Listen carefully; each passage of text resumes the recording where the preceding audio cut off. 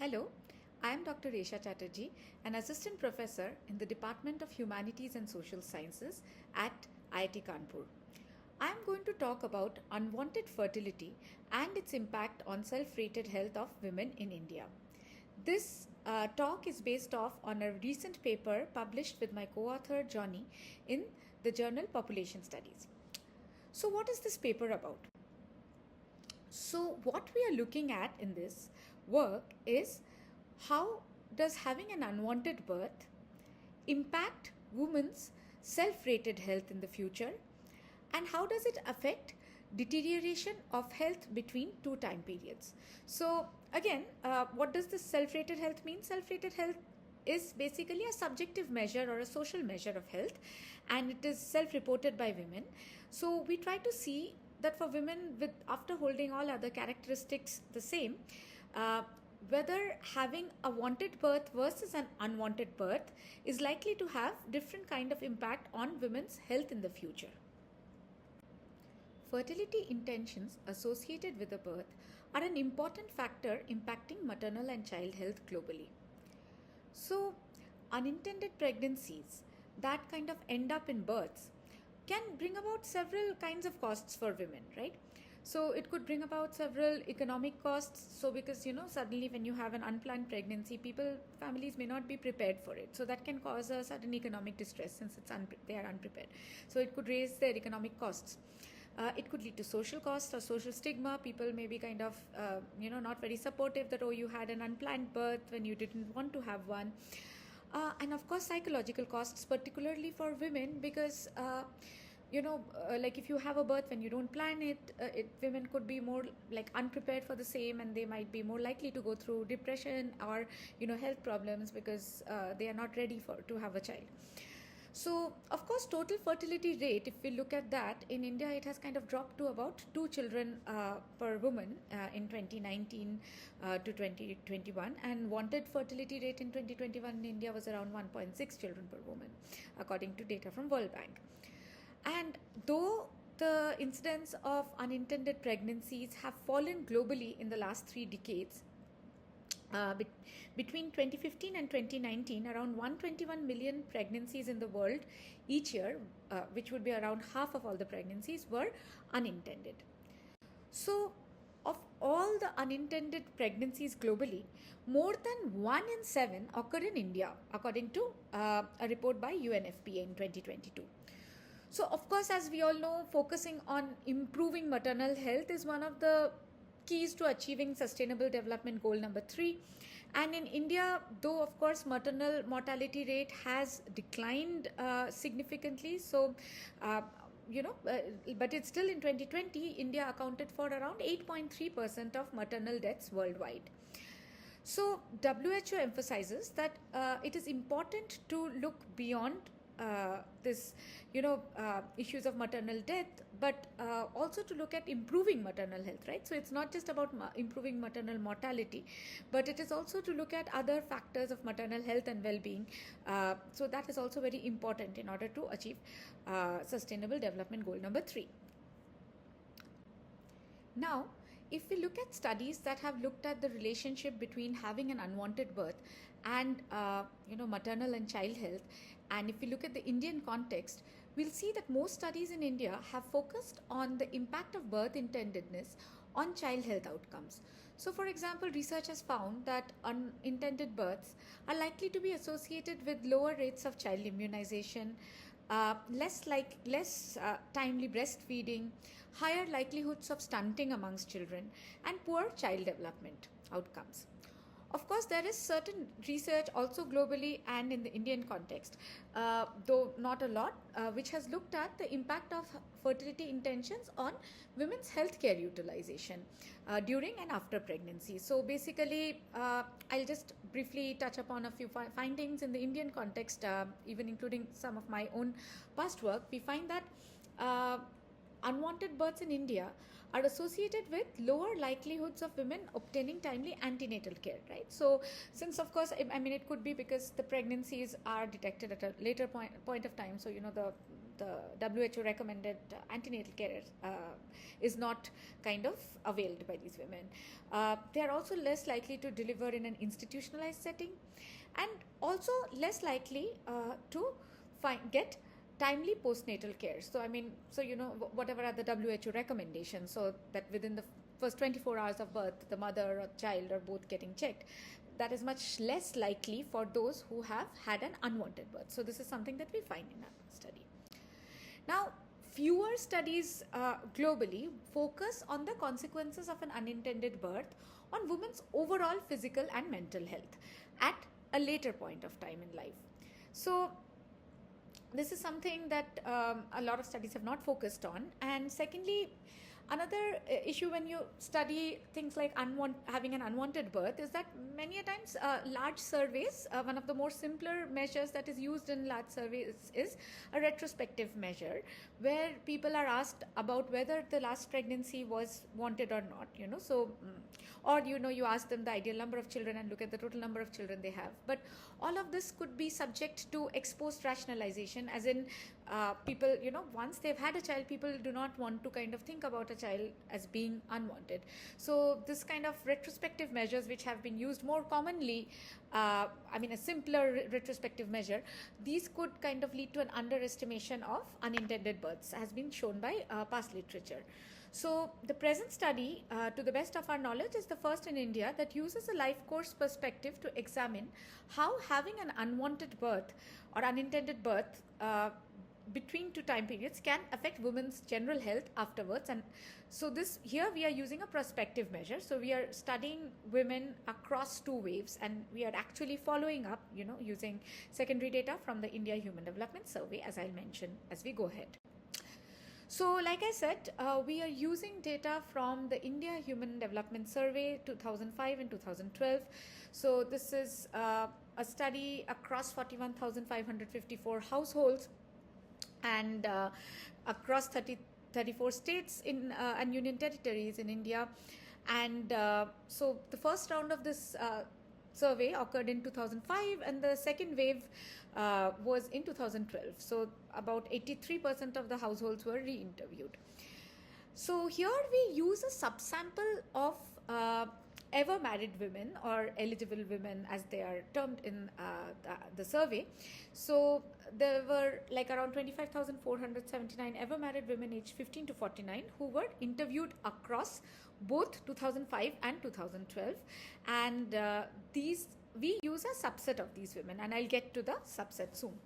So again, coming back to our important research question here, the main findings here is that how does having an unwanted birth impact women's general health?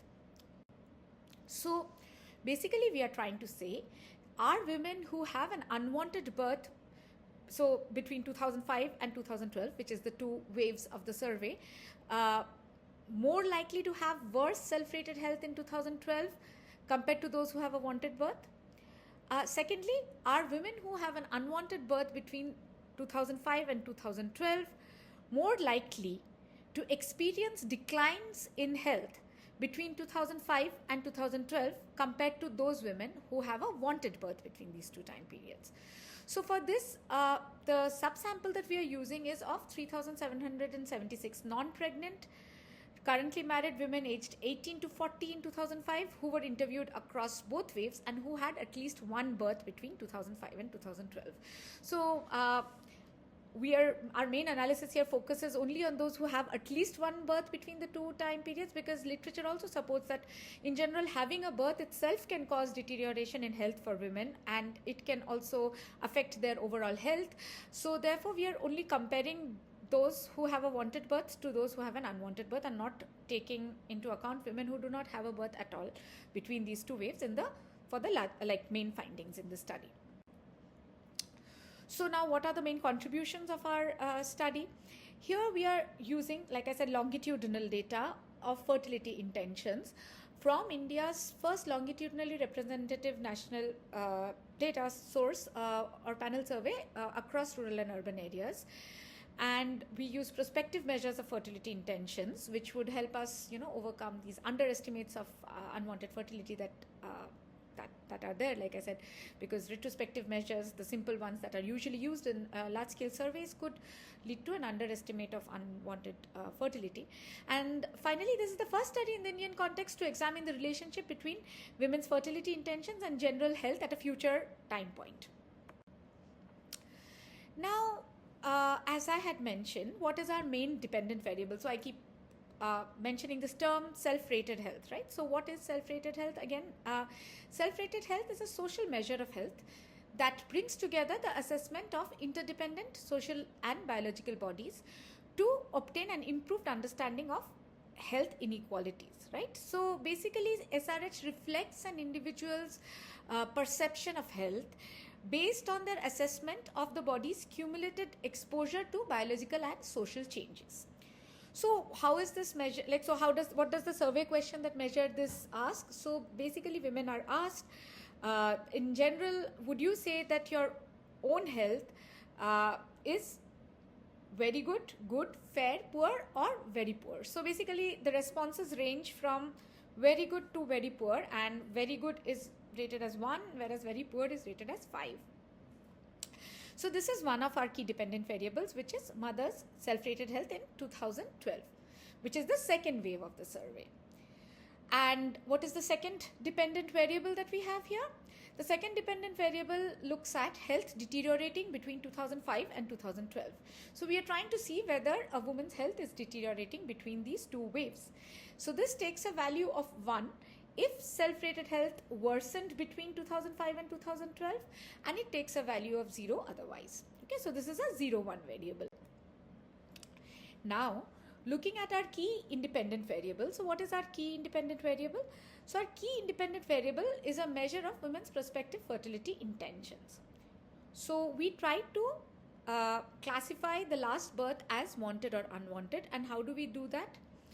So if the number of additional desired children in the first wave, or in 2005, was less than the number of children born after January 2005 as reported in 2012, then the most recent birth would be termed as unwanted, right? So basically, if the number of children that you had between the two waves was greater than the number of additional children that you had desired in 2005, then the latest birth would be termed as unwanted. However, if in the first wave the number of children that you desired was greater than or equal to the number of children that you had as reported, like after January 2005, after the first wave, between the two waves, then the most recent birth would be labeled as wanted, right? So basically, we have this dichotomous variable where the variable unwanted birth takes a value of 1 if the last birth was unwanted, and it takes a value of 0 if the last birth was wanted. Now, some of the control variables that we have here are several factors that would affect women's health and deteriorations of health. So we look at which basically literature also supports. So basically we have factors such as household asset quintile, caste, religion, age categories, number of children that they had in the first wave, whether they are a resident of an empowered action group state, because these are basically a group of states like UP, Bihar, Jharkhand, Orissa, and so on, that are kind of focus of various government health and family planning programs because of the overall lower levels of education, lower status of women, and less adequate administration and more traditional beliefs in these states compared to others. And of course, we look at other factors like area of residence, which is urban versus rural. Now, for our analysis, we use multivariate ordinary least squares regression with a lag dependent variable for the first dependent variable, which is self-rated health in 2012, right? So basically, we try to evaluate the relationship between unwanted birth and women's subsequent self-rated health in wave 2, right? Eventually, if they have a unwanted birth between the two waves, what is likely to happen to health in wave 2?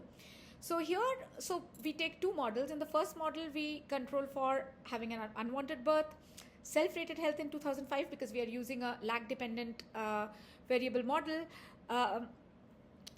and then the control variables. And in the model 2, we look at all of these factors, plus we look at an interaction term between having an unwanted birth and age category, because age is also important.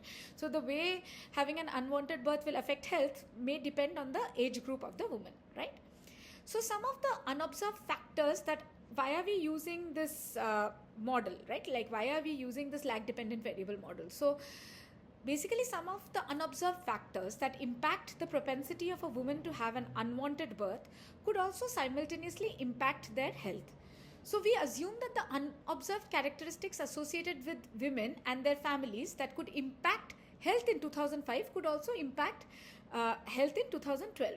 So a regression model with a lagged dependent variable accounts for all of these unobserved characteristics, and controlling for this self-rated health in wave 1 or 2005 would show that the rest of the variation in self-rated health in 2012 was mostly due to the changes between the two waves, right? So this to an extent could help us understand the causal relationship between having an unwanted birth between the two waves and women's self-rated health. And like I said, in the second model, we are trying to see whether the impact of having an unwanted birth on a woman's health is moderated by her age. Now, if you look at the second part of the analysis, here we are basically taking a multivariate logistic regression model with sample weights. And here the dependent variable, we are using logistic regression because the dependent variable is a 0-1 variable which looks at women's health deteriorating between 2005 and 2012.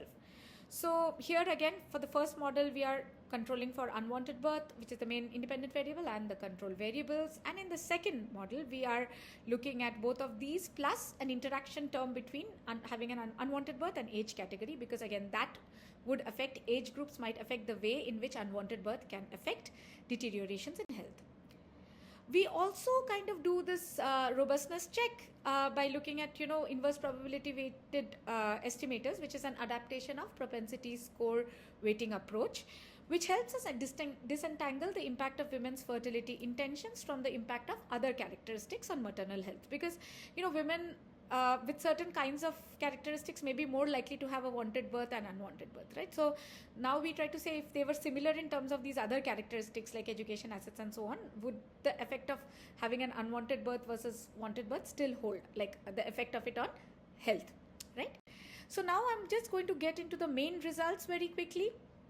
So women who had an unwanted birth between 2005 and 12 had worse self-rated health in 2012 compared to those who had a wanted birth. This is what Model 1 shows. Model 2 shows that the negative effect of having an unwanted birth on self-rated health was lower for women in the age groups 21 to 25 and 26 to 30 compared to those who were older, like 36 to 40. So which makes sense. Women with an unwanted birth between 2005 and 12 rated their health higher by 0.62 points, indicating worse health. Now, women so basically, if you look at mothers, those who belong to the richest family versus poor, those who had better health in 2005, those who had higher secondary education compared to being illiterate, and those who resided in the non-EAG states were likely to report better health in the wave 2, other than the main effects that we see. This is the effect of the control variables. Now, if we look at health deteriorating between 2005 and 2012, we see that women who had an unwanted birth between the two waves were more likely to report worsening of health between the two waves compared to those who had a wanted birth. Again, the model 2 shows that the odds of experiencing worsening of health between the two waves was more than 6 times as high for those who had an unwanted birth compared to those who had a wanted birth. And for women in age group 21 to 25 and 26 to 30, the worsening of health because of having an unwanted birth was lower compared to the age group 36 to 40. Now, finally, if we look at the other factors, women who resided in EAG states and in urban areas were more likely to experience deteriorations in health. So, finally, summing up the results, about 58.8% women in this subsample that we saw had an unwanted birth. So why is it so high? Usually, in the larger sample of IHDS, it's much lower, about 14% or so, because we are only looking at those who had one birth, right? So, and what do we find? What are our main findings showing? Our main findings show that women's fertility intentions have a significant influence on mothers' self-rated health and deterioration of health in India, even after taking into account individual and household characteristics. So, women who have an unwanted birth are significantly more likely to have worse self-rated health in 2012 and experience worsening of health between 2005 and 2012. And the results are robust to using IPW estimators. Of course, we have several limitations in the study, which I'm not going through in details in the interest of time, but basically there was a huge gap between two surveys, a time of 7 years. People's preferences are subject to change, and that could have changed, right? And we are not able to talk about mistimed births. We can speculate about several pathways via which birth wantedness could affect self-rated health, but we are not able to really check out all of these different kinds of pathways, right? Like, so as a result of having an unwanted birth, people's relationship quality may have changed. Looking at how economic security could have changed. Did they experience differential attitude from healthcare workers? So all of these are channels via which having an unwanted birth could affect postpartum health behavior and women's health outcomes. These factors could have long-term consequences for women's general health, and they need kind of more detailed investigation via both quantitative and smaller, but more in-depth surveys which are measuring all of this, and also qualitative kind of studies. And we are also not taking into account emotional response to pregnancy as an alternative measure, because in the context of Malawi, paper in 2021 had found that having an unwanted birth and wanted birth could affect health differently, but it depends on the emotional response to pregnancy, right? So this paper by Eatman and Smith Greenway found that not all women who had an unwanted birth experienced declines in health. So those who reacted positively to unintended pregnancy did not experience a decline in health after birth, whereas those who had a more negative feeling about unwanted pregnancies could experience declining self-rated health considerably even after the birth. So women who have an unwanted birth are less likely to make use of maternal health care utilization during their last pregnancy and birth, and this is another important factor to take into account, right? And this could also lead to worsening of health. So this may be even more severe for women who belong to marginalized communities, because of oftentimes they are subject to indifferent or rude behavior from healthcare workers, and that can cause more stress and impact their health-seeking behavior and overall well-being. So this is something that one needs to understand more via qualitative studies and see how that can affect health-seeking behavior amongst women who maybe are having an unwanted birth where the pregnancy is getting detected at a much later point of time, right? So good quality postpartum care, including counseling services, could also help women to deal with the stress associated with having a birth, particularly when the birth is unwanted, and help them improve their well-being post-pregnancy and in the longer term, right? So providing women, particularly those from marginalized backgrounds, with proper access to and knowledge about contraception, access to safe abortion. So this is another very important factor.